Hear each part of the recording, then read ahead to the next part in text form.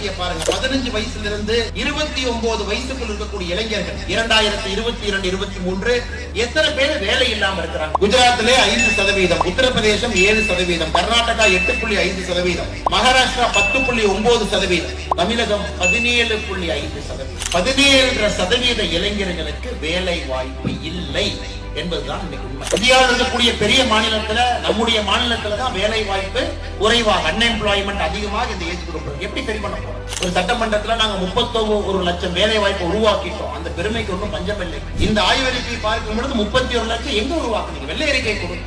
ஏழை இளைஞர்களுக்கு வேலை வாய்ப்பு இல்லை. காரணம் தண்ணி இல்ல. குறிப்பாக தென் தமிழகத்துல வரக்கூடிய நிறுவனங்கள் யாருமே தென் தமிழகத்துக்கு போறதில்லை. சென்னை, காஞ்சிபுரத்தை சுத்தி சுத்தி, செங்கல்பட்டை சுத்தி சுத்தி தான் கம்பெனி வருது. தென் தமிழகத்துல தூத்துக்குடிக்கு போங்க, திருநெல்வேலிக்கு போங்க, கன்னியாகுமரிக்கு போங்க, இருக்கக்கூடிய எல்லா பகுதி, மதுரை கீழே போய் பாருங்க, எங்கேயும் நிறுவனங்கள் கிடையாது. நிறுவனங்கள் இல்லை என்றால் எப்படி அந்த குழந்தைகளுக்கு அங்கே வேலை கிடைக்கும்? வேலை கிடைக்காத இளைஞர்கள் அங்கிருந்து படையெடுத்து வெளிநாடு முழுவதும் சென்று கொண்டிருக்கின்றார். கடுமையாக உழைக்கக்கூடிய இளைஞர்களுக்கு தென் தமிழகத்திலேயே வேலை இல்லை.